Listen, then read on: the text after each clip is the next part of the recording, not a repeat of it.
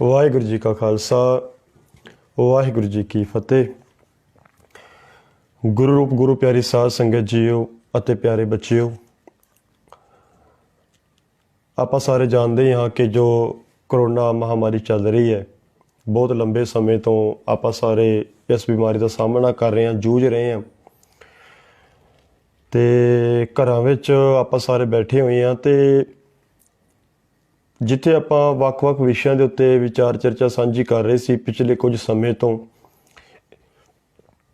ਅੱਜ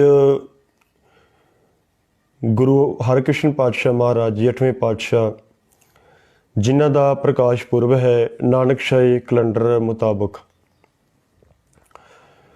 ਮਨ ਵਿੱਚ ਵਿਚਾਰ ਆਇਆ ਕਿ ਕੁਝ ਕੁ ਪੰਛੀ ਝਾਤ ਉਹਨਾਂ ਦੇ ਜੀਵਨ ਬਾਰੇ ਕੁਝ ਵਿਚਾਰਾਂ ਤੁਹਾਡੇ ਨਾਲ ਸਾਂਝੇ ਕੀਤੀਆਂ ਜਾਣ।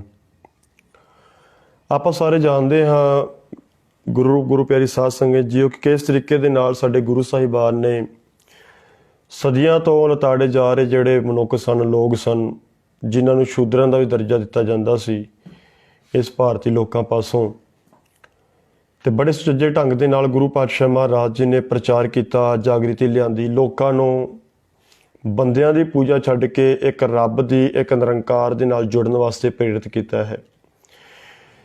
ਗੁਰੂ ਸਾਹਿਬਾਨ ਦਾ ਜੀਵਨ ਬੜਾ ਮਹਾਨ ਹੈ।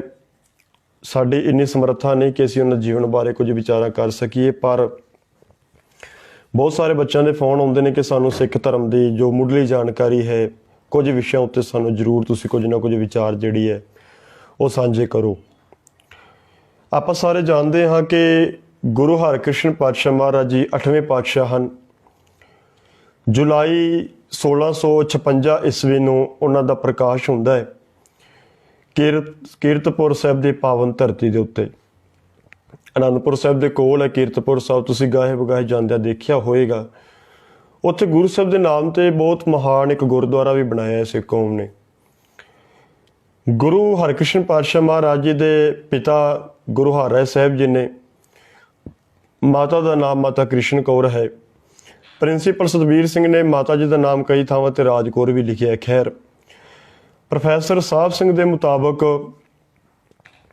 ਹੋਰ ਬਹੁਤ ਸਾਰੇ ਵਿਦਵਾਨਾਂ ਦੇ ਮੁਤਾਬਕ ਗੁਰੂ ਪਾਤਸ਼ਾਹ ਮਹਾਰਾਜ ਦਾ ਪ੍ਰਕਾਸ਼ 1656 ਈਸਵੀ ਵਿੱਚ ਹੁੰਦਾ ਹੈ।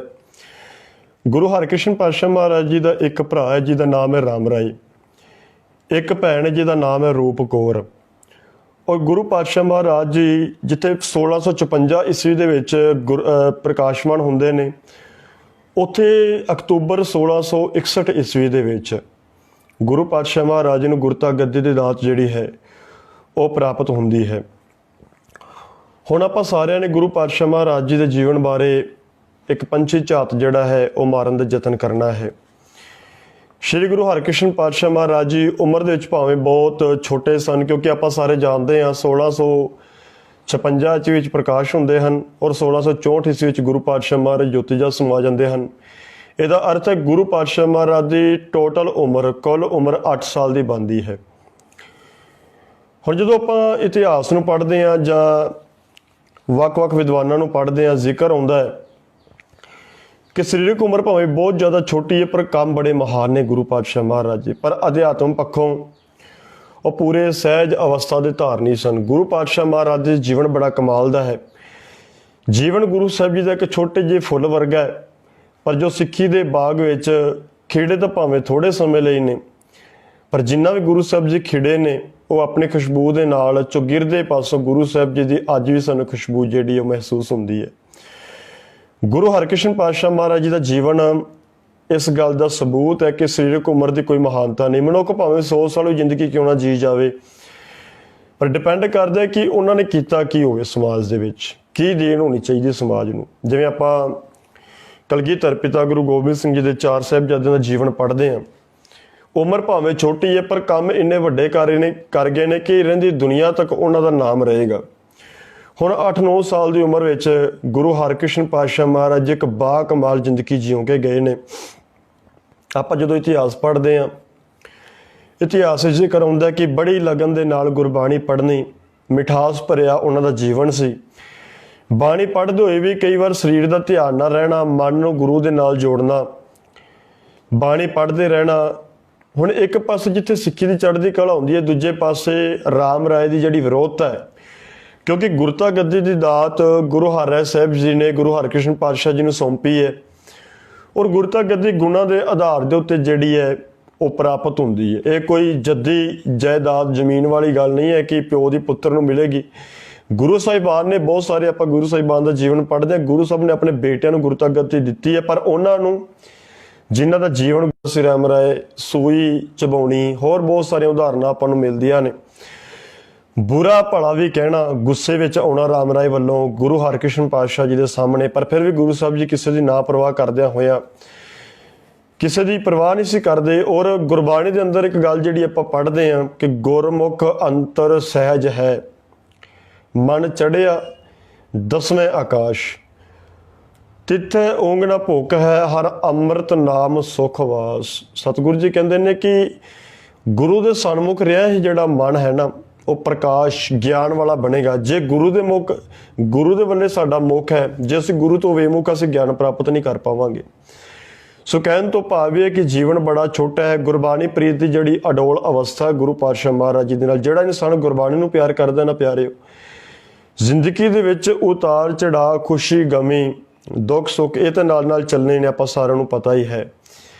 ਪਰ ਸਤਿਗੁਰ ਪਾਤਸ਼ਾਹ ਮਹਾਰਾਜ ਜੀ ਨੇ ਕਿਹਾ ਵੀ ਜੇ ਤੂੰ ਸੱਚ ਦੇ ਰਾਹ ਤੇ ਤੁਰਨਾ ਹੈ ਤਾਂ ਹਰ ਇੱਕ ਚੌਂਕ ਚਾਂਦਨੀ ਚੌਂਕ ਹੈ, ਔਰ ਚਾਂਦਨੀ ਚੌਂਕ ਦੇ ਉੱਤੇ ਕੁਰਬਾਨੀਆਂ ਦੇਣੀਆਂ ਪੈਂਦੀਆਂ ਨੇ। ਔਰੰਗਜ਼ੇਬ ਦੇ ਵਾਰਸ ਜਿਹੜੇ ਨੇ ਉਹ ਜ਼ੁਲਮ ਕਰਦੇ ਨੇ, ਤੇ ਗੁਰੂ ਤੇਗ ਬਹਾਦਰ ਸਾਹਿਬ ਦੇ ਵਾਰਸ ਨੇ ਜਿਹੜੇ ਨੇ ਉਹ ਕੁਰਬਾਨੀਆਂ ਕਰਦੇ ਨੇ। ਹੁਣ ਮੈਂ ਜ਼ਿਕਰ ਕਰਨ ਲੱਗਾ ਕਿ ਕਿਸ ਤਰੀਕੇ ਦੇ ਨਾਲ ਰਾਮ ਰਾਏ ਜਿਹੜਾ ਹੈ ਗੁਰੂ ਹਰਕ੍ਰਿਸ਼ਨ ਪਾਤਸ਼ਾਹ ਜੀ ਦਾ ਵਿਰੋਧ ਕਰਦਾ, ਕਿਉਂਕਿ ਗੁਰਤਾ ਗੱਦੀ ਉਹਨੂੰ ਮਿਲੀ ਨਹੀਂ।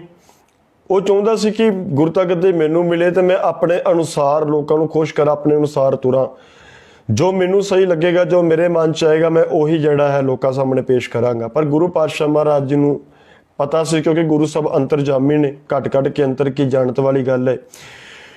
ਗੁਰੂ ਹਰਿਰਾਏ ਸਾਹਿਬ ਜੋਤੀ ਜੋ ਸਮਾਉਣ ਤੋਂ ਬਾਅਦ ਜਦ ਗੁਰੂ ਹਰਕ੍ਰਿਸ਼ਨ ਪਾਤਸ਼ਾਹ ਮਹਾਰਾਜ ਜੀ ਗੁਰਤਾ ਗੱਦੀ ਉੱਤੇ ਬਿਰਾਜਮਾਨ ਹੁੰਦੇ ਨੇ, ਛੋਟੀ ਉਮਰ ਦਾ ਫਾਇਦਾ ਉਠਾਉਂਦਾ ਹੈ ਰਾਮ ਰਾਏ। ਕਹਿੰਦਾ ਵੀ ਬੜੀ ਛੋਟੀ ਉਮਰ ਹੈ ਗੁਰੂ ਹਰਕ੍ਰਿਸ਼ਨ ਪਾਤਸ਼ਾਹ ਮਹਾਰਾਜ ਜੀ, ਇਹ ਕੀ ਗੁਰਤਾ ਗੱਦੀ ਨੂੰ ਸੰਭਾਲ ਪਾਏਗਾ। ਹੁਣ ਇਹ ਨਹੀਂ ਸੀ ਪਤਾ ਕਿ ਉਹਨਾਂ ਉੱਤੇ ਅਕਾਲ ਪੁਰਖ ਵਾਹਿਗੁਰੂ ਪਰਮਾਤਮਾ ਜੀ ਦੀ ਜਿਹੜੀ ਬਖਸ਼ਿਸ਼ ਹੈ। ਬੜੀਆਂ ਕੋਸ਼ਿਸ਼ਾਂ ਕੀਤੀਆਂ, ਵਿਰੋਧ ਕੀਤਾ, ਸਰਕਾਰੀ ਦਰਬਾਰੇ ਤੱਕ ਪਹੁੰਚ ਕੀਤੀ, ਔਰੰਗਜ਼ੇਬ ਦੇ ਦਰਬਾਰ ਵਿੱਚ ਵੀ ਜਾਂਦਾ ਹੈ। ਆਪਣੇ ਨਾਲ ਕੁਝ ਮਸੰਦਾਂ ਨੂੰ, ਜਿਵੇਂ ਗੁਰਦਾਸ, ਗੁਰਬਖਸ਼, ਤਾਰਾ ਆਦਿ ਜਿਹੜੇ ਨੇ ਮਸੰਦਾਂ ਨੂੰ ਆਪਣੇ ਨਾਲ ਰਲਾ ਲੈਂਦਾ। ਔਰ ਸੰਗਤ ਬੜੀ ਸੁਚੇਤ ਸੀ ਪਿਆਰਿਓ, ਸੰਗਤ ਨੂੰ ਪਤਾ ਸੀ ਕਿ ਗੁਰੂ ਹਰਿਰਾਏ ਸਾਹਿਬ ਜੀ ਨੇ ਵੀ ਕਿਹਾ ਸੀ ਕਿ ਇਸ ਨੂੰ ਕੋਈ ਵੀ ਸੰਗਤ ਜਿਹੜਾ ਹੈ ਉਹ ਆਪਣੇ ਮੱਥੇ ਨਹੀਂ ਲਗਾਏਗਾ ਰਾਮ ਰਾਏ ਨੂੰ। ਕਹਿਣ ਤੋਂ ਭਾਵ ਇਹ ਹੈ ਪਿਆਰਿਓ, ਰਾਮ ਰਾਏ ਜਿਹੜਾ ਹੈ ਆਪਣੀਆਂ ਚਾਲਾਂ ਵਿੱਚ ਕਾਮਯਾਬ ਨਹੀਂ ਹੋ ਸਕੇ, ਕਿਉਂਕਿ ਸੱਚ ਦੀ ਜਿੱਤ ਹੁੰਦਾ, ਸੱਚ ਦਾ ਵਿਰੋਧ ਹੋਣਾ ਸੁਭਾਵਕ ਹੈ, ਪਰ ਜਿੱਤ ਵੀ ਸੱਚ ਦੀ ਹੁੰਦੀ ਹੈ। ਹੁਣ ਜਿਵੇਂ ਜਿਵੇਂ ਸਮਾਂ ਆਪਣੀ ਰਫ਼ਤਾਰ ਲੰਘਦਾ ਹੈ, ਔਰੰਗਜ਼ੇਬ ਦਿੱਲੀ ਦੇ ਦਰਬਾਰ ਦੇ ਉੱਤੇ ਬੈਠਾ ਹੈ, ਕਿਉਂਕਿ ਸਮੇਂ ਦਾ ਬਾਦਸ਼ਾਹ ਸੀ। ਰਾਮ ਰਾਏ ਨੇ ਉੱਥੇ ਜਾ ਕੇ ਜਦੋਂ ਪਹੁੰਚ ਕੀਤੀ ਔਰ ਕਿਹਾ ਵੀ ਮੈਨੂੰ ਗੁਰਤਾ ਗੱਦੀ ਨਹੀਂ ਮਿਲੀ, ਮੈਂ ਹੱਕਦਾਰ ਸੀ, ਮੈਨੂੰ ਮਦਦ ਦੀ ਲੋੜ ਹੈ। ਔਰ ਜਿਹੜੇ ਰਾਜਨੀਤਿਕ ਬੰਦੇ ਹੁੰਦੇ ਨਾ ਪਿਆਰੇ, ਉਹ ਕੰਨਾਂ ਦੇ ਕੱਚੇ ਹੁੰਦੇ ਨੇ। ਸਤਿਗੁਰ ਪਾਤਸ਼ਾਹ ਮਹਾਰਾਜ ਜੀ ਨੂੰ ਪਤਾ ਸੀ ਕਿ ਆਉਣ ਵਾਲਾ ਸਮਾਂ ਕਿਵੇਂ ਦਾ ਹੈ। ਔਰੰਗਜ਼ੇਬ ਨੇ ਵੀ ਸਿੱਖ ਕੌਮ ਉੱਤੇ ਆਪਣਾ ਦਬਦਬਾ ਬਣਾਉਣ ਦੀ ਕੋਸ਼ਿਸ਼ ਕੀਤੀ ਹੈ, ਔਰ ਗੁਰੂ ਹਰਕ੍ਰਿਸ਼ਨ ਪਾਤਸ਼ਾਹ ਮਹਾਰਾਜ ਜੀ ਨੂੰ ਸੱਦਾ ਭੇਜਿਆ ਕਿ ਜਾਓ, ਗੁਰੂ ਹਰਕ੍ਰਿਸ਼ਨ ਪਾਤਸ਼ਾਹ ਮਹਾਰਾਜ ਜੀ ਨੂੰ ਬੁਲਾ ਕੇ ਲਿਆਓ, ਦਰਬਾਰ ਵਿੱਚ ਪੇਸ਼ ਕੀਤਾ ਜਾਵੇ। ਕੀਰਤਪੁਰ ਸਾਹਿਬ ਤੋਂ ਗੁਰੂ ਸਾਹਿਬ ਜੀ ਤੁਰੇ ਨੇ। ਰਾਜਾ ਜੈ ਸਿੰਘ ਦੀ ਤੇ ਮਿਰਜ਼ਾ ਦੀਵਾਨ ਪਰਸਰਾਮ ਦੀ ਜਿਹੜੀ ਇਹ ਡਿਊਟੀ ਲਗਾਈ ਜਾਂਦੀ ਹੈ, ਜਿਵੇਂ ਆਪਾਂ ਇਤਿਹਾਸ ਵਿੱਚੋਂ ਪੜ੍ਹਦੇ ਹਾਂ। ਉਸ ਸਮੇਂ ਉਹ ਕੀਰਤਪੁਰ ਸਾਹਿਬ ਸੁਨੇਹਾ ਮਿਲਦਿਆਂ ਸਾਰੇ ਗੁਰੂ ਪਾਤਸ਼ਾਹ ਮਹਾਰਾਜ ਜੀ ਅਗਲੇ ਦਿਨ ਪਰਸਰਾਮ ਆਪਣੇ ਰੱਥ ਦੇ ਉੱਤੇ ਸਵਾਰ ਕਰਕੇ ਗੁਰੂ ਸਾਹਿਬ ਜੀ ਨੂੰ ਲੈ ਕੇ ਆਉਂਦਾ ਹੈ। ਔਰੰਗਜ਼ੇਬ ਦਰਬਾਰ ਦੇ ਵਿੱਚ ਬੈਠਾ ਬੜੀ ਆਓ ਭਗਤ ਕਰਦਾ ਗੁਰੂ ਹਰਕ੍ਰਿਸ਼ਨ ਪਾਤਸ਼ਾਹ ਮਹਾਰਾਜ। ਦਿੱਲੀ ਪਹੁੰਚ ਕੇ ਗੁਰੂ ਹਰਕ੍ਰਿਸ਼ਨ ਪਾਤਸ਼ਾਹ ਮਹਾਰਾਜ ਜੀ ਰਾਜਾ ਜੈ ਸਿੰਘ ਦੇ ਜਿਹੜਾ ਬੰਗਲਾ ਹੈ ਨਾ, ਉਹਦੇ ਵਿੱਚ ਨਿਵਾਸ ਕਰਦੇ ਨੇ, ਠਹਿਰਦੇ ਨੇ, ਜਿੱਥੇ ਅੱਜ ਕੱਲ੍ਹ ਗੁਰਦੁਆਰਾ ਬੰਗਲਾ ਸਾਹਿਬ ਸੁਸ਼ੋਭਿਤ ਹੈ। ਪਟਵਈ ਤਲੋੜਾ ਜਦੋਂ ਆਪਾਂ ਪੜ੍ਹਦੇ ਹਾਂ ਨਾ, ਉਹਦੇ ਹਵਾਲੇ ਦੇ ਮੁਤਾਬਕ 25 ਮਾਰਚ 1664 ਈਸਵੀ ਨੂੰ ਗੁਰੂ ਹਰਕ੍ਰਿਸ਼ਨ ਪਾਤਸ਼ਾਹ ਮਹਾਰਾਜ ਦੀ ਛੋਟਾ ਪੁੱਤਰ ਸੀ, ਕਿਉਂਕਿ ਉਹ ਛੋਟਾ ਪੁੱਤਰ ਹੋਣ ਦੇ ਬਾਵਜੂਦ ਉਹ ਆਪ ਤਖਤ ਦੇ ਉੱਤੇ ਬੈਠਾ ਸੀ, ਦਿੱਲੀ ਤਖਤ ਦੇ ਉੱਤੇ, ਔਰ ਉਹਨੂੰ ਇਸ ਗੱਲ ਦਾ ਪਤਾ ਸੀ। ਉਹ ਇਸ ਚੀਜ਼ ਨੂੰ ਮੁੱਦਾ ਨਹੀਂ ਸੀ ਸਮਝਦਾ ਕਿ ਇਹ ਜਿਹੜੀ ਗੱਦੀ ਹੈ ਛੋਟੇ ਵੱਡੇ ਦੀ ਗੱਲ ਨਹੀਂ, ਇਹਦੇ ਵਿੱਚ ਗੁਨਾਹ ਦੀ ਗੱਲ ਹੈ। ਜਿਸ ਇਨਸਾਨ ਨੂੰ ਮਤਲਬ ਜਿਹੜਾ ਇਨਸਾਨ ਗੁਰਤਾ ਗੱਦੀ ਦੇ ਲਾਇਕ ਹੈ, ਟੀਚਰ ਵੀ ਉਸ ਬੱਚੇ ਨੂੰ ਮਹਾਨਤਾ ਦਿੰਦਾ ਜਿਹੜਾ ਬੱਚਾ ਕਲਾਸ ਦੇ ਵਿੱਚ ਇੰਟੈਲੀਜੈਂਟ ਹੋਵੇ, ਚੰਗਾ ਪੜ੍ਹਦਾ ਹੋਵੇ, ਚੰਗੀ ਮਿਹਨਤ ਕਰਦਾ ਹੋਵੇ। ਗੁਰੂ ਜੀ ਦੇ ਕਹਿਣ ਤੇ ਗੁਰਦਾ ਗੱਦੀ ਜਿਹੜੀ ਕੋਈ ਨਿੱਜੀ ਜਾਇਦਾਦ ਨਹੀਂ, ਵੱਡੇ ਪੁੱਤਰ ਨੂੰ ਮਿਲਣੀ ਚਾਹੀਦੀ। ਇਸ ਤਰੀਕੇ ਨਾਲ ਉਹ ਕਹਿ ਰਿਹਾ ਰਾਮ ਰਾਏ, ਕਹਿੰਦਾ ਵੀ ਵੱਡੇ ਪੁੱਤਰ ਨੂੰ ਵੀ ਮਿਲਣੀ ਚਾਹੀਦੀ ਸੀ। ਔਰੰਗਜ਼ੇਬ ਦੀ ਤਸੱਲੀ ਨਾ ਹੋਈ। ਗੁਰੂ ਪਾਤਸ਼ਾਹ ਮਹਾਰਾਜ ਨੇ ਬੜੇ ਸੁਚੱਜੇ ਢੰਗ ਦੇ ਨਾਲ ਔਰੰਗਜ਼ੇਬ ਨੂੰ ਸਮਝਾਇਆ ਕਿ ਇਹ ਗੁਣਾਂ ਦੇ ਆਧਾਰ ਦੇ ਉੱਤੇ ਮਿਲਦੀ ਹੈ। ਔਰੰਗਜ਼ੇਬ ਨੇ ਆਪਣਾ ਵਫਾਦਾਰ ਜਿਹੜਾ ਆ ਬੜੇ ਤਰੀਕਿਆਂ ਦੇ ਨਾਲ ਬੜੀਆਂ ਚਾਲਾਂ ਵੀ ਚੱਲਣ ਦੀ ਕੋਸ਼ਿਸ਼ ਕੀਤੀ ਹੈ, ਪਰ ਗੁਰੂ ਸਾਹਿਬ ਜੀ ਨੂੰ ਕਿਹਾ ਗਿਆ ਵੀ ਪਿੰਡਾਂ ਦੇ ਤੁਹਾਡੇ ਨਾਂ ਤੇ ਜਗੀਰ ਲਾ ਦਾਂਗੇ, ਬੜਾ ਕੁਝ ਕਰ ਦਾਂਗੇ, ਪਰ ਮਹਾਰਾਜ ਜੀ ਉਹਨਾਂ ਦੇ ਹੱਥ ਦੀ ਕਠਪੁਤਲੀ ਨਹੀਂ ਬਣੇ। ਗੁਰੂ ਪਾਤਸ਼ਾਹ ਮਹਾਰਾਜ ਜੀ ਸੱਚ ਦੇ ਉੱਤੇ ਪਹਿਰਾ ਦਿੰਦੇ ਹੋਏ ਉਹਨਾਂ ਨੂੰ ਪਤਾ ਸੀ ਕਿ ਕੁਰਬਾਨੀ ਵੀ ਕਰਨੀ ਪੈ ਸਕਦੀ ਹੈ, ਕਿਉਂਕਿ ਗੁਰੂ ਅਰਜਨ ਸਾਹਿਬ ਜੀ ਦਾ ਇਤਿਹਾਸ ਉਹਨਾਂ ਨੇ ਵੀ ਪੜ੍ਹਿਆ ਸੀ।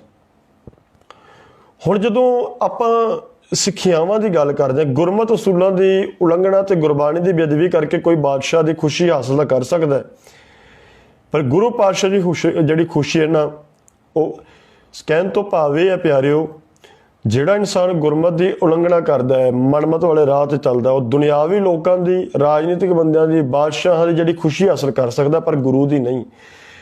ਗੁਰੂ ਦੀ ਖੁਸ਼ੀ ਉਹਨੂੰ ਹਾਸਲ ਹੁੰਦੀ ਹੈ ਜਿਹੜਾ ਇਨਸਾਨ ਗੁਰਮਤਿ ਅਸੂਲਾਂ ਉੱਤੇ ਪਹਿਰਾ ਦਿੰਦਾ ਹੈ, ਗੁਰਮਤਿ ਅਸੂਲਾਂ ਦੀ ਉਲੰਘਣਾ ਨਹੀਂ ਕਰਦਾ, ਔਰ ਗੁਰੂ ਦੀ ਖੁਸ਼ੀ ਦਾ ਉਹ ਜਿਹੜਾ ਪਾਤਰ ਬਣ ਜਾਂਦਾ ਹੈ। ਸੋ ਕਹਿਣ ਤੋਂ ਭਾਵੇਂ ਇਸ ਤਰੀਕੇ ਨਾਲ ਵਿਚਾਰ ਚਰਚਾ ਹੁੰਦੀ ਹੈ। ਗੁਰੂ ਪਾਤਸ਼ਾਹ ਮਹਾਰਾਜ ਜੀ ਦਾ ਵਿਰੋਧ ਕਰਨਾ ਚਾਹੁੰਦੇ ਨੇ, ਪਰ ਗੁਰੂ ਪਾਤਸ਼ਾਹ ਮਹਾਰਾਜ ਜੀ ਜਿਹੜੀ ਦਲੀਲਾਂ ਨੇ ਗੁਰੂ ਹਰਕ੍ਰਿਸ਼ਨ ਦੀਆਂ, ਉਹਦਾ ਜਵਾਬ ਨਹੀਂ ਆ ਰਿਹਾ ਔਰੰਗਜ਼ੇਬ ਨੂੰ ਤੇ ਰਾਮ ਰਾਏ ਨੂੰ। ਸਮਾਂ ਆਪਣੀ ਰਫ਼ਤਾਰ ਲੰਘਦਾ ਹੈ। ਜਦੋਂ ਆਪਾਂ ਇਤਿਹਾਸ ਵਿੱਚੋਂ ਪੜ੍ਹਦੇ ਹਾਂ ਵੀ ਗੀਤਾ ਦੇ ਅਰਥ ਕਰਵਾਣੇ, ਜੇ ਸਮੇਂ ਗੁਰੂ ਜੀ ਕੀਰਤਪੁਰ ਸਾਹਿਬ ਤੋਂ ਦਿੱਲੀ ਜਾ ਰਹੇ ਸਨ, ਰਸਤੇ ਵਿੱਚ ਅੰਬਾਲਾ ਇੱਕ ਇਲਾਕਾ ਹੁੰਦਾ ਹੈ। ਇਹ ਸਾਖੀ ਹੁੰਦੀ ਹੈ ਇਤਿਹਾਸ ਦੇ ਵਿੱਚੋਂ, ਧਿਆਨ ਦੇ ਕੇ ਸੁਣਿਓ ਪਿਆਰਿਓ, ਖਾਸ ਤੌਰ ਤੇ ਬੱਚੇ। ਪੰਜੋਕੜਾ ਪਿੰਡ ਇੱਕ ਆਉਂਦਾ ਅੰਬਾਲੇ ਇਲਾਕੇ ਦੇ ਵਿੱਚ, ਉੱਥੇ ਗੁਰੂ ਸਾਹਿਬ ਜੀ ਆਪਣਾ ਪੜਾਅ ਕਰਦੇ ਨੇ। ਇਹ ਉਹ ਪਾਵਨ ਧਰਤੀ ਹੈ ਜਿੱਥੇ ਗੁਰੂ ਨਾਨਕ ਸਾਹਿਬ ਜੀ ਦੇ ਸਮੇਂ ਤੋਂ ਸਿੱਖ ਸੰਗਤ ਕਾਇਮ ਹੋਈ ਸੀ। ਇਹ ਉਹ ਪਾਵਨ ਧਰਤੀ ਹੈ।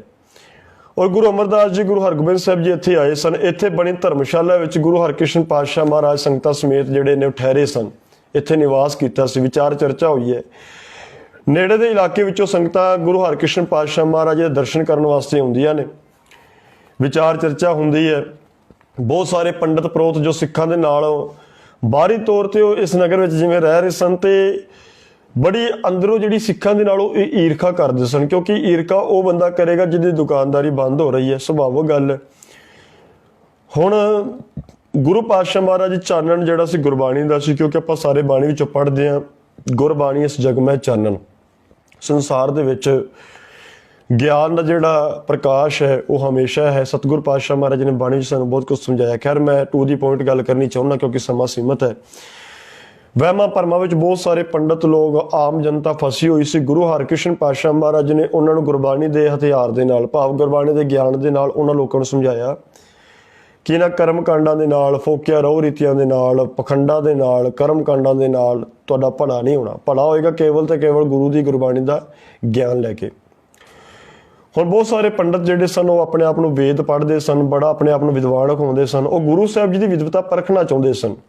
ਉਹਨਾਂ ਨੇ ਇੱਥੋਂ ਤੱਕ ਕਹਿ ਦਿੱਤਾ, ਐ ਗੁਰੂ ਹਰਕ੍ਰਿਸ਼ਨ ਸਾਹਿਬ, ਤੁਹਾਨੂੰ ਤਾਂ ਗੁਰੂ ਮੰਨਾਂਗੇ ਤੁਸੀਂ ਗੀਤਾ ਦੇ ਅਰਥ ਕਰਕੇ ਵਿਖਾ ਦਿਓ। ਤੁਹਾਡਾ ਰੁਤਬਾ ਕ੍ਰਿਸ਼ਨ ਜੀ ਦੇ ਨਾਲੋਂ ਉੱਚਾ ਹੈ। ਤੁਸੀਂ ਗੁਰੂ ਹਰਕ੍ਰਿਸ਼ਨ ਸਾਹਿਬ ਹੋ, ਤੁਹਾਡਾ ਰੁਤਬਾ ਬਹੁਤ ਜ਼ਿਆਦਾ ਉੱਚਾ, ਇਸ ਕਰਕੇ ਕਿਰਪਾ ਕਰੋ ਤੁਸੀਂ ਗੀਤਾ ਦੇ ਅਰਥ ਕਰਾਓ। ਗੁਰੂ ਜੀ ਉਹਨਾਂ ਦੀ ਚਾਲ ਨੂੰ ਬੜੀ ਭਲੀ ਭਾਂਤ ਸਮਝਦੇ ਸਨ, ਕਿਉਂਕਿ ਸ਼ਰਾਰਤੀ ਅਨਸਰ ਦਾ ਦਿਮਾਗ ਕਿਵੇਂ ਦਾ ਹੁੰਦਾ ਹੈ, ਸ਼ਰਾਰਤੀ ਅਨਸਰ ਦਾ ਫੇਸ ਕਿਦਾਂ ਦਾ ਸਾਰਾ ਪਤਾ ਲੱਗ ਜਾਂਦਾ ਹੈ। ਗੁਰੂ ਸਾਹਿਬ ਜੀ ਨੂੰ ਨੀਵਾਂ ਦਿਖਾਉਣਾ ਚਾਹੁੰਦੇ ਸਨ, ਗੁਰੂ ਘਰ ਨੂੰ ਨੀਵਾਂ ਦਿਖਾਉਣਾ ਚਾਹੁੰਦੇ ਸਨ। ਗੁਰੂ ਹਰਕ੍ਰਿਸ਼ਨ ਪਾਤਸ਼ਾਹ ਮਹਾਰਾਜ ਨੇ ਮੁਸਕਰਾਉਂਦੇ ਹੋਏ ਕਿਹਾ ਕਿ ਮੈਂ ਹੀ ਨਹੀਂ ਬਲਕਿ ਜਿਹੜਾ ਗੁਰੂ ਦਾ ਹਰ ਇਹ ਸਿੱਖ ਜਿਹੜੇ ਵੀ ਇੱਥੇ ਸੁਭਾਏਮਾਨ ਨੇ ਸਾਰੇ ਗੀਤਾ ਦੇ ਅਰਥ ਕਰ ਦੇਣਗੇ। ਪੰਡਤ ਬੜੇ ਹੈਰਾਨ ਹੋਏ, ਕਹਿਣ ਲੱਗੇ ਵੀ ਤੁਸੀਂ ਗੀਤਾ ਦੇ ਅਰਥ ਕਰਵਾ ਦਿਓ। ਪੰਡਤ ਲਾਲ ਚੰਦ ਨੇ ਇੱਕ ਗਰੀਬ ਦੇ ਸਾਦੇ ਕੱਪੜੇ ਵਾਲਾ ਛੱਜੂ ਝੀਵਰ ਕੋਲੋਂ ਅਰਥਾਂ ਦੇ ਗੀਤਾ ਦੇ ਅਰਥ ਕਰਵਾਉਣ ਦੀ ਮੰਗ ਕੀਤੀ ਹੈ। ਧਿਆਨ ਦਿਓ ਪਿਆਰਿਓ, ਪੰਡਤ ਲਾਲ ਚੰਦ ਨੇ ਇੱਕ ਛੱਜੂ ਝੀਵਰ, ਇਤਿਹਾਸ ਵਿੱਚ ਨਾਂ ਆਉਂਦਾ ਛੱਜੂ ਝੀਵਰ ਦੇ ਕੋਲੋਂ ਗੀਤਾ ਦੇ ਅਰਥ ਕਰਵਾਉਣ ਦੀ ਗੱਲ ਕਹੀ। ਇੱਕ ਸ਼ੂਦਰ ਦੇ ਮੂੰਹ ਤੋਂ ਸੰਸਕ੍ਰਿਤ ਦੇ ਅਰਥ ਸੁਣ ਕੇ, ਜਦੋਂ ਇੱਕ ਸ਼ੂਦਰ ਨੇ, ਜਾਤ ਦਾ ਕਿਹਾ ਜਾਂਦਾ ਸ਼ੂਦਰ, ਸਿੱਖ ਧਰਮ ਦੇ ਬਾਅਦ ਜਾਤ ਪਾਤ ਦੀ ਗੱਲ ਨਹੀਂ। ਸਿੱਖ ਧਰਮ ਦੇ ਵਿੱਚ ਤਾਂ ਖੱਤਰੀ, ਬ੍ਰਾਹਮਣ, ਸ਼ੂਦ, ਵੈਸ਼, ਉਪਦੇਸ਼ ਚੋਂ ਵਰਨਾ ਕੋ ਸਾਂਝਾ ਵਾਲੀ ਵਿਚਾਰ ਜਿਹੜੀ ਗੁਰੂ ਸਾਹਿਬ ਨੇ ਸਾਨੂੰ ਦਿੱਤੀ ਹੈ। ਔਰ ਇੱਕ ਸ਼ੂਦਰ ਨੇ ਜਿਹੜੇ ਨੇ ਅਰਥ ਕੀਤੇ ਸੰਸਕ੍ਰਿਤੀ ਦੇ, ਔਰ ਛੱਜੂ ਝੀਵਰ ਨੇ ਗੀਤਾ ਦੇ ਅਰਥ ਕੀਤੇ ਨੇ। ਕਹਿਣ ਤੋਂ ਭਾਵੇਂ ਸਾਖੀ ਦੇ ਨਾ ਜਿਹੜਾ ਮੂਲ ਭਾਵੇਂ ਮੈਂ ਤੁਹਾਨੂੰ ਦੱਸਾਂਗਾ ਵੀ ਇੱਥੇ ਗੁਰੂ ਸਾਹਿਬ ਜੀ ਸਾਨੂੰ ਸਮਝਾਉਣਾ ਕੀ ਚਾਹੁੰਦੇ ਨੇ। ਹੁਣ ਇੱਥੇ ਮੈਸੇਜ ਮਿਲਦਾ ਵੀ ਗੁਰੂ ਸਾਹਿਬ ਜੀ ਗੂੰਗਿਆਂ ਨੂੰ ਹੀ ਬੁਲਾਉਣਾ ਜਾਣਦੇ ਹਨ। ਕਹਿਣ ਤੋਂ ਭਾਵ ਹੈ ਜਿਸ ਇਨਸਾਨ ਉੱਤੇ ਗੁਰੂ ਦੀ ਨਜ਼ਰ ਹੋ ਜਾਵੇ ਨਾ, ਗੁਰੂ ਦੀ ਕਿਰਪਾ ਹੋ ਜਾਵੇ, ਉਹ ਬੋਲੇ ਨੂੰ ਸੁਣਨਾ ਲਾ ਦਿੰਦਾ। ਸਤਿਗੁਰੂ ਪਾਤਸ਼ਾਹ ਮਹਾਰਾਜ ਜੀ ਦੀ ਜਿਹੜੀ ਗੁਰਬਾਣੀ ਦੇ ਵਿਚਾਰ ਮੈਂ ਤੁਹਾਡੇ ਨਾਲ ਸਾਂਝੀ ਕਰਾਂਗਾ। ਸਮਾਂ ਆਪਣੀ ਰਫਤਾਰ ਲੰਘਦਾ, ਜਦੋਂ ਅਰਥ ਸੁਣੇ ਸਾਰੇ ਹੈਰਾਨ ਹੋ ਗਏ। ਗੁਰੂ ਜੀ ਦੇ ਚਰਨਾਂ ਉੱਤੇ ਉਹ ਢਹਿ ਪਈ। ਜਿਹੜੇ ਹੰਕਾਰੀ ਵਸ ਲੋਕ ਸਨ, ਜਿਨ੍ਹਾਂ ਨੂੰ ਵਿਦਿਆ ਦਾ ਹੰਕਾਰ ਸੀ, ਜਿਹੜੇ ਕਹਿੰਦੇ ਸੀ ਅਸੀਂ ਵੇਦ ਪੜ੍ਹੇ ਨੇ, ਅਸੀਂ ਬੜੀਆਂ ਵਿਚਾਰਾਂ ਜਾਣਦੇ, ਉਹਨਾਂ ਨੇ ਗੁਰੂ ਦੇ ਕੋਲੋਂ ਮਾਫੀ ਮੰਗੀ ਹੈ। ਗੁਰੂ ਜੀ ਨੇ ਵਿਦਿਆ ਦੇ ਹੰਕਾਰ ਤੋਂ ਬਚਦਿਆਂ ਹੋਇਆ ਇਹ ਹਦਾਇਤ ਕੀਤੀ ਕਿ ਗੁਰਮਤ ਸਿਧਾਂਤਾਂ ਚੋਂ ਜਾਣੂ ਕਰਵਾਇਆ, ਲੋਕਾਂ ਨੂੰ ਸਮਝਾਇਆ ਵੀ ਜਾਤ ਅਵਸਥਾ ਦਾ ਖੰਡਨ ਕਰੋ, ਵਿਦਿਆ ਦੇ ਹੰਕਾਰ ਤੋਂ ਇਸ ਦਾਇਰੇ ਤੋਂ ਉੱਪਰ ਉੱਠੋ। ਮਨੁੱਖਤਾ ਦੇ ਨਾਲ ਜਿਹੜਾ ਧੱਕਾ ਹੋ ਰਿਹਾ ਹੈ, ਵਿਦਿਆ ਪੜ੍ਹਨਾ ਸਭ ਦਾ ਹੱਕ ਹੈ, ਪਰ ਜਿਹੜਾ ਕੋਈ ਧੱਕਾ ਕਰ ਰਿਹਾ ਉਹਦੇ ਖਿਲਾਫ ਸਾਨੂੰ ਜਿਹੜੀ ਹੈ ਆਵਾਜ਼ ਬੁਲੰਦ ਕਰਨੀ ਚਾਹੀਦੀ ਹੈ। ਅਸੀਂ ਸਭ ਵਰਨਾਂ ਦੇ ਲੋਕਾਂ ਨੂੰ ਵਿਦਿਆ ਗ੍ਰਹਿਣ ਦਾ ਪੂਰਾ ਮੌਕਾ ਦਿੰਦੇ ਹਾਂ। ਗੁਰੂ ਸਾਹਿਬ ਨੇ ਬਚਨ ਕਹੇ। ਪੰਡਤ ਲਾਲ ਚੰਦ ਗੁਰੂ ਜੀ ਦੇ ਬਚਨਾਂ ਤੋਂ ਪ੍ਰਭਾਵਿਤ ਹੋਇਆ, ਗੁਰੂ ਜੀ ਦਾ ਸ਼ਰਧਾਲੂ ਬਣਿਆ। ਪੰਡਤ ਲਾਲ ਚੰਦ ਨੇ ਛਿਜੂ ਝੂਵਰ ਦੋਨਾਂ ਨੇ ਉਸ ਸਮੇਂ ਗੁਰਮਤ ਦੇ ਇਲਾਕੇ ਜਿਹੜਾ ਇਲਾਕਾ ਸੀ ਉਹਦੇ ਵਿੱਚ ਗੁਰਮਤ ਪ੍ਰਚਾਰ ਕਰਨ ਦੀ ਜ਼ਿੰਮੇਵਾਰੀ ਸੰਭਿਆ ਹੈ। ਹਰ ਇੱਕ ਵਿਦਿਆਰਥੀ ਨੂੰ ਬਿਨਾਂ ਜਾਤ ਵਿਤਕਰੇ ਤੋਂ ਵਿਦਿਆ ਪੜਾਉਣ ਦਾ ਜਿਹੜਾ ਹੁਕਮ ਦਿੱਤਾ ਗੁਰੂ ਸਾਹਿਬ ਨੇ ਵੀ ਹਰ ਇੱਕ ਇਨਸਾਨ ਗੁਰਮਤ ਪੜ੍ਹੇ ਵਿਦਿਆ। ਕਿਉਂਕਿ ਉਸ ਸਮੇਂ ਨਾ ਪੰਡਤ ਲੋਕ ਕਹਿੰਦੇ ਸਨ, ਵਿਪਰਵਾਦੀ ਕਹਿੰਦੇ ਸਨ ਕਿ ਕੇਵਲ ਅਸੀਂ ਆ ਜਿਹੜੇ ਵਿਦਿਆ ਪੜ੍ਹ ਸਕਦੇ ਹਾਂ, ਕਿਉਂਕਿ ਜਾਤਾਂ ਦੇ ਆਧਾਰ ਤੇ ਮਨੁੱਖਤਾ ਨੂੰ ਵੰਡਿਆ ਹੋਇਆ ਸੀ।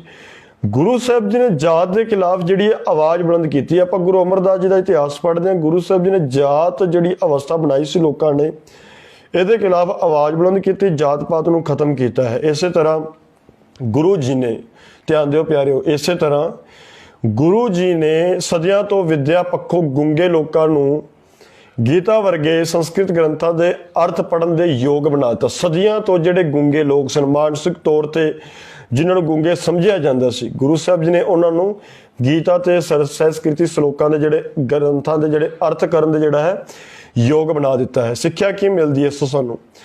ਆਪਣੀ ਵਿਦਿਆ ਦਾ ਹੰਕਾਰ ਤੇ ਗੁਰੂ ਤੇ ਤਰਕ ਕਰਨੀ ਬਹੁਤ ਵੱਡੀ ਭੁੱਲ ਹੈ। ਆਪਣੀ ਵਿਦਿਆ ਦਾ ਹੰਕਾਰ ਕਰਨਾ, ਮੈਂ ਇੰਨਾ ਪੜ੍ਹਿਆ, ਅੱਜ ਮੇਰੀ ਇੰਨੀ ਸਟੱਡੀ ਹੈ। ਗੁਰੂ ਕਿਰਪਾ ਕਰੇ ਤਾਂ ਗੁੰਗਿਆਂ ਤੋਂ ਵੀ ਗੀਤਾ ਦੇ ਜਿਹੜੇ ਅਰਥ ਕਰਵਾ ਸਕਦਾ, ਜੇ ਗੁਰੂ ਦੀ ਕਿਰਪਾ ਹੋ ਜਾਵੇ ਤਾਂ। ਭਾਈ ਗੁਰਦਾਸ ਜੀ ਜਦੋਂ ਪੜ੍ਹਦੇ ਜਾਂ ਗੁਰਬਾਣੀ ਪੜ੍ਹਦੇ, ਜਾ ਤੂੰ ਮੇਰੇ ਵੱਲ ਹੈ ਤਾਂ ਕਿਆ ਮੋਹ ਚੰਦਾ, ਤੁਧ ਸਭ ਕੁਝ ਮੈਨੂੰ ਸੌਂਪਿਆ, ਜਾ ਤੇਰਾ ਬੰਦਾ ਵਾਲੀ ਗੱਲ ਹੈ। ਇਸ ਲਈ ਆਪਣੀ ਵਿਦਿਆ ਦਾ ਹੰਕਾਰ ਛੱਡ ਕੇ ਗੁਰੂ ਜੀ ਨੇ ਜਿਹਦੀ ਕਿਰਪਾ ਦੇ ਸਾਨੂੰ ਪਾਤਰ ਬਣਨਾ ਚਾਹੀਦਾ ਹੈ। ਪਿਆਰੇ ਗੁਰੂ ਹਰਕ੍ਰਿਸ਼ਨ ਪਾਤਸ਼ਾਹ ਮਹਾਰਾਜ ਜੀਵਨ ਬੜਾ ਛੋਟਾ ਹੈ, ਪਰ ਸਿੱਖਿਆ ਐਡੀ ਕਮਾਲ ਦੀ ਗੁਰੂ ਸਾਹਿਬ ਨੇ ਦਿੱਤੀ ਹੈ ਸਾਨੂੰ। ਜੀਵਨ ਇੰਨਾ ਵਧੀਆ ਜਿਉਂ ਕੇ ਗਏ ਨੇ, ਉਮਰ ਕੇਵਲ 8 ਸਾਲ ਦੀ ਹੈ, ਪਰ ਗੁਰੂ ਹਰਕ੍ਰਿਸ਼ਨ ਪਾਤਸ਼ਾਹ ਮਹਾਰਾਜ ਸਾਨੂੰ ਸਿਖਾ ਗਏ ਨੇ, ਬੜੇ ਗੁਣ ਦੇ ਕੇ ਗਏ ਨੇ ਕਿ ਪਿਆਰਿਓ ਸੰਸਾਰ ਵਿੱਚ ਆਇਓ, ਉਮਰ ਭਾਵੇਂ ਥੋੜੀ ਹੋਵੇ ਪਰ ਐਸਾ ਕੰਮ ਕਰਕੇ ਜਾਇਓ ਕਿ ਰਹਿੰਦੀ ਦੁਨੀਆ ਤੱਕ ਲੋਕ ਤੁਹਾਨੂੰ ਯਾਦ ਕਰਨ ਕਿ ਫਲਾਣਾ ਰਹਿਬਰ ਆਇਆ ਸੀ, ਉਹਨਾਂ ਨੇ ਮਨੁੱਖਤਾ ਦੇ ਭਲੇ ਵਾਸਤੇ ਫਲਾਣੇ ਕੰਮ ਕੀਤੇ। ਮੈਂ ਅਖੀਰ ਵਿੱਚ ਬੇਨਤੀ ਕਰਨੀ ਚਾਹਾਂਗਾ, ਗੁਰੂ ਪਾਤਸ਼ਾਹ ਮਹਾਰਾਜ ਕੀਰਤਪੁਰ ਸਾਹਿਬ ਦੀ ਧਰਤੀ ਉੱਤੇ ਸੁਭਾਏਮਾਨ ਨੇ ਔਰ ਦਿੱਲੀ ਦੀ ਧਰਤੀ ਉੱਤੇ ਕਾਲ ਪੈਂਦਾ ਹੈ। ਆਪਾਂ ਸਾਰੇ ਸਮਝਦੇ ਹਾਂ ਕਿ ਚੇਚਕ ਦੀ ਬਿਮਾਰੀ ਜਿਹੜੀ ਫੈਲੀ, ਇਹ ਗੁਰੂ ਅਰਜਨ ਸਾਹਿਬ ਜੀ ਦੇ ਸਮੇਂ ਵੀ ਲਾਹੌਰ ਦੇ ਵਿੱਚ ਫੈਲਦੀ ਹੈ। ਗੁਰੂ ਸਾਹਿਬ ਜੀ ਉਸ ਸਮੇਂ ਵੀ ਦਰਬਾਰ ਸਾਹਿਬ ਤੋਂ ਸੇਵਾ ਬੰਦ ਕਰਕੇ ਦਸਵੰਧ ਦੀ ਸਾਰੀ ਕਮਾਈ ਲੈ ਕੇ ਉੱਥੇ ਜਾਂਦੇ ਹਨ, ਲਾਹੌਰ ਦੇ ਵਿੱਚ ਦੀਨ ਦੁਖੀਆਂ ਦੀ ਗੁਰੂ ਸਾਹਿਬ ਦੀ ਸੇਵਾ ਕਰਦੇ ਨੇ। ਇਸੇ ਤਰੀਕੇ ਨਾਲ ਜਦ ਗੁਰੂ ਹਰਕ੍ਰਿਸ਼ਨ ਪਾਤਸ਼ਾਹ ਮਹਾਰਾਜ ਦਿੱਲੀ ਪਹੁੰਚੇ, ਉਸ ਸਮੇਂ ਚੇਚਕ ਦੀ ਭਿਆਨਕ ਬਿਮਾਰੀ ਫੈਲੀ ਹੋਈ ਸੀ। ਇਹ ਬੜੀ ਖਤਰਨਾਕ ਬਿਮਾਰੀ ਹੈ, ਛੂਤ ਦੀ ਬਿਮਾਰੀ ਹੈ। ਇਸ ਬਿਮਾਰੀ ਨਾਲ ਸਭ ਤੋਂ ਪਹਿਲਾਂ ਰੋਗੀ ਨੂੰ ਤੇਜ਼ ਬੁਖਾਰ ਚੜ੍ਹਦਾ ਹੈ। ਇਹ ਬਿਮਾਰੀ ਇੰਨੀ ਖਤਰਨਾਕ ਹੈ, ਧਿਆਨ ਦੇ ਕੇ ਸੁਣਿਓ ਪਿਆਰਿਓ। ਫਿਰ ਸਾਰੇ ਸਰੀਰ ਤੇ ਜਿਹੜੇ ਛਾਲੇ ਪੈ ਜਾਂਦੇ ਨੇ, ਪੀਕ ਭਰ ਜਾਂਦੀ, ਰੇਸ਼ਾ ਭਰ ਜਾਂਦਾ, ਜੋ ਬੜਾ ਹੀ ਜ਼ਿਆਦਾ ਦਰਦ ਕਰਦਾ ਹੈ। ਵਿਦਵਾਨਾਂ ਦੇ ਮੁਤਾਬਿਕ ਜਦੋਂ ਆਪਾਂ ਇਸ ਬਿਮਾਰੀ ਦੀ ਪੜਤਾਲ ਕਰਦੇ ਹਾਂ ਨਾ, ਆਪਾਂ ਨੂੰ ਸਮਝ ਵਿੱਚ ਆਉਂਦੀ ਹੈ ਕਿ ਇਸ ਦਾ ਦਰਦ ਬੜਾ ਜ਼ਿਆਦਾ ਲੱਗਦਾ। ਰੋਗੀ ਬੇਸੁਰਤ ਹੋ ਜਾਂਦਾ, ਉਹਨੂੰ ਸੁਰਤ ਨਹੀਂ ਰਹਿੰਦੀ। ਸਹੀ ਇਲਾਜ ਨਾ ਹੋ ਸਕਣ ਕਾਰਨ ਇਸ ਸੂਰਤ ਵਿੱਚ ਹੀ ਰੋਗੀ ਦੀ ਜਿਹੜੀ ਉਹ ਮੌਤ ਹੋ ਜਾਂਦੀ ਹੈ। ਚੇਚਕ ਦੀ ਬਿਮਾਰੀ ਇੰਨੀ ਭਿਆਨਕ ਤੇ ਖਤਰਨਾਕ ਬਿਮਾਰੀ ਹੈ। ਦਿੱਲੀ ਵਿੱਚ ਇਸ ਬਿਮਾਰੀ ਦਾ ਸ਼ਿਕਾਰ ਕਈ ਲੋਕ, ਕਈ ਬਸਤੀਆਂ, ਕਈ ਗਰੀਬਾਂ ਦਾ ਬੜਾ ਵੱਡਾ ਨੁਕਸਾਨ ਹੁੰਦਾ ਹੈ। ਇਹ ਬਿਮਾਰੀ ਜ਼ਿਆਦਾ ਫੈਲ ਗਈ, ਭੁੱਖਮਰੀ ਫੈਲ ਗਈ, ਲੋਕ ਇੱਧਰ ਉੱਧਰ ਭੱਜਣ ਲੱਗੇ। ਗੁਰੂ ਹਰਕ੍ਰਿਸ਼ਨ ਪਾਤਸ਼ਾਹ ਮਹਾਰਾਜ ਜੀ ਉਸ ਸਮੇਂ ਜਦੋਂ ਗੁਰੂ ਪਾਤਸ਼ਾਹ ਜੀ ਦਾ ਆਪਾਂ ਇਤਿਹਾਸ ਪੜ੍ਹਦੇ, 7ਵੇਂ ਪਾਤਸ਼ਾਹ ਗੁਰੂ ਹਰਿ ਸਾਹਿਬ ਜੀ ਦਾ ਜਿਹੜਾ ਦਵਾਖਾਨਾ ਸੀ ਨਾ, ਆਪਾਂ ਸਾਰੇ ਸਮਝਦੇ ਕੀਰਤਪੁਰ ਸਾਹਿਬ ਦੀ ਧਰਤੀ ਉੱਤੇ ਗੁਰੂ ਸਾਹਿਬ ਨੇ ਜੋ ਬਣਾਇਆ ਸੀ, ਕਿਉਂਕਿ ਗੁਰੂ ਸਾਹਿਬ ਨੂੰ ਪਤਾ ਸੀ ਜੇ ਸਰੀਰ ਬਿਮਾਰ ਹੈ ਉਹਦਾ ਇਲਾਜ ਕਰੇਗੀ ਗੁਰਬਾਣੀ, ਮਾਫ ਕਰਨਾ ਦਵਾਈ। ਜੇ ਸਰੀਰ ਬਿਮਾਰ ਹੈ, ਜੇ ਮਨੁੱਖ ਦਾ ਮਨ ਬਿਮਾਰ ਹੈ, ਮਾਨਸਿਕ ਤੌਰ ਤੇ ਬੰਦਾ ਰੋਗੀ ਹੈ, ਦੁਖੀ ਹੈ, ਉਹਦਾ ਇਲਾਜ ਹੈ ਗੁਰਬਾਣੀ। ਦੁਬਾਰਾ ਫਿਰ ਮੈਂ ਬੇਨਤੀ ਕਰਦਾ ਹਾਂ, ਜੇ ਬੰਦੇ ਸਰੀਰਕ ਤੌਰ ਤੇ ਢਿੱਲਾ, ਮੰਨ ਲਓ ਮੈਨੂੰ ਬੁਖਾਰ ਹੋਇਆ, वो गुरबाणी ने ठीक नहीं करना। बुखार ठीक करना है डॉक्टर ने, दवाई ने, मेडिसिन ने। और जब मैं मानसिक तौर पर बीमार हाँ, मैनू कोई टेंशन है, डिप्रैशन है, मैनू समझ नहीं आ रही मैं किद्दां जिंदगी जीवां, मैं मन करके दुखी है, ਉਹਦਾ इलाज करेगी गुरबाणी, क्योंकि गुरबाणी 'ਚ ਇੰਨੀ पावर है। सतवें पातशाह जी समय तक रोगियों ਲਈ दवाखाना ਦਾ ਭੰਡਾਰ ਜਿਹੜਾ ਉਹ ਤਿਆਰ ਹੋ ਚੁੱਕਾ ਸੀ। गुरु हरकृष्ण पातशाह महाराज ने चेचक के मरीजों का इलाज करने ਲਈ अपना तन मन धन सब कुछ दाਅ ਤੇ ਲਾ ਦਿੱਤਾ। चेचक की बीमारी भावें छूत की बीमारी है, आप सारे समझते हैं कि गुरु जी ने अपने शरीर की परवाह किए बगैर अपना शीस तली उत्ते रख के, प्यारे हो, तली उत्ते गुरु साहब जी शरीर रख के दीन दुखियां की गरीबों की जिहड़ी मदद करते हैं। दिल्ली की धरती उत्ते अपने शरीर की परवाह नहीं की गुरु ने, क्योंकि गुरु साहब जी दूजियां वास्ते जिउण आए सी। मैं कई बार महसूस करदा गुरु नानक साहब जी का आप इतिहास पढ़ते हैं ना, गुरु साहब जी कोई रब लभन नहीं सी आए, गुरु साहब दसन आए सी कि रब किदां दा हुंदा है, वो तेरे अंदर है। बंदे खोज दिल हर रोज ना फिर परेशानी माहे, अपने अंदरों रब की खोज कर। जिवें तू हवा नूं महसूस करदा है, अग नूं महसूस करदा है, शीशे विचों अपने आप नूं महसूस करदा है, फुੱਲ विचों सुगंधी नूं महसूस करदा है, इस तरह प्यारिया रब नूं अपने अंदरों खोज। तन मन धन सब सौंप गुरु को हुक्म मनीए पाइए, ये तां समझ आएगा। इस तरीके नाल गुरु साहब जी अपने हत्थी गरीबां दी, दीन दुखियां दी, चेचक के मरीजों की जिहड़ा छूत का रोग है उन्हां दी सेवा करते रहे।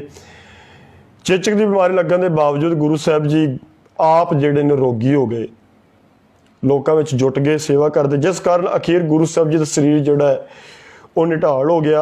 अंतिम समा नेड़े जान के गुरु हरकृष्ण पातशाह महाराज ने यह बचन किए कि बाबा बकाले, भाव गुरु तेग बहादुर साहब जी बकाले की धरती उत्ते सुभाएमान ने।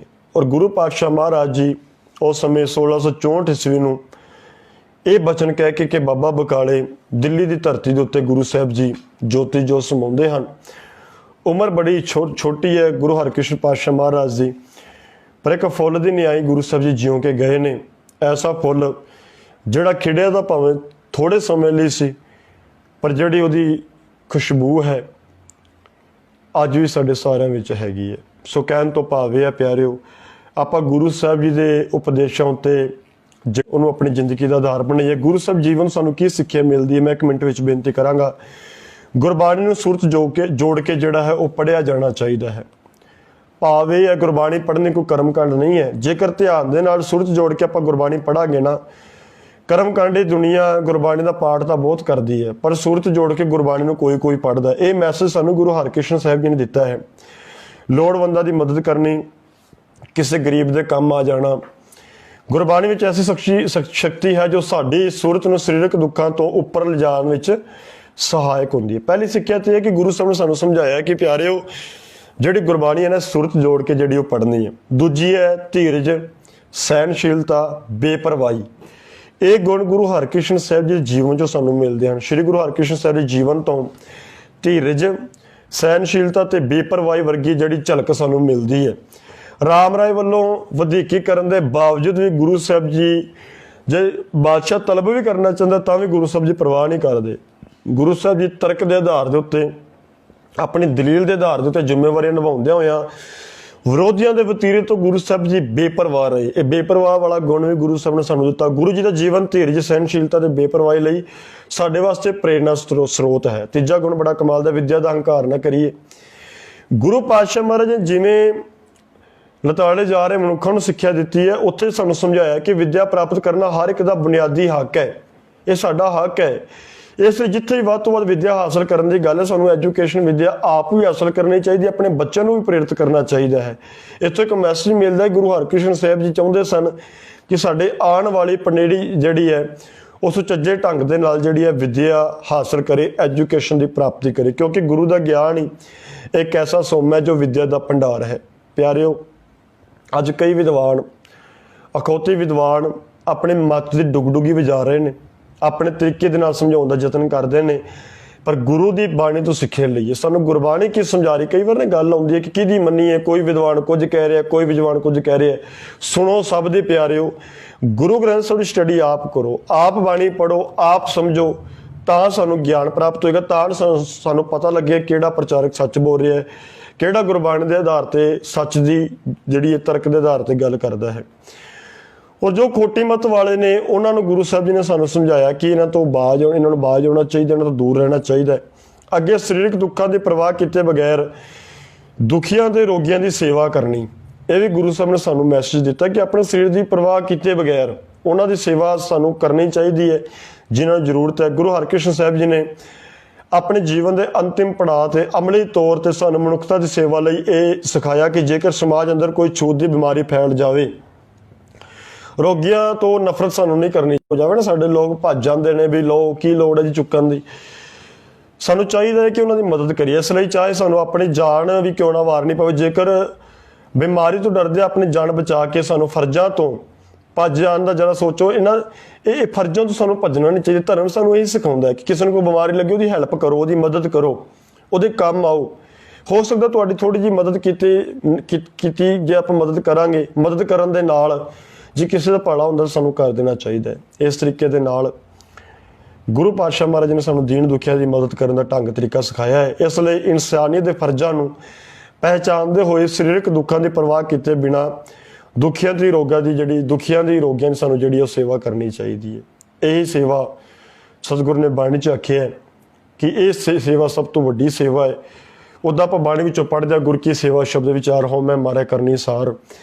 ਜ਼ਿੰਦਗੀ ਦੇ ਵਿੱਚੋਂ ਆਪਾਂ ਜੇ ਕੋਈ ਚੰਗਾ ਆਪਣੇ ਜਿਉਂਦੇ ਜੀ ਕਰ ਜਾਂਦੇ ਆ, ਸਾਡੇ ਵਾਸਤੇ ਸਭ ਤੋਂ ਵੱਡੀ ਗੱਲ ਹੈ। ਗੁਰੂ ਪਾਤਸ਼ਾਹ ਕਿਰਪਾ ਕਰਨ, ਗੁਰਬਾਣੀ ਨੂੰ ਸੁਰਤ ਜੋੜ ਕੇ ਪੜ੍ਹਿਆ ਜਾਈਏ, ਇਹ ਪੜ੍ਹਿਆ ਕਰੀਏ ਆਪਾਂ ਸਾਰੇ ਹੀ।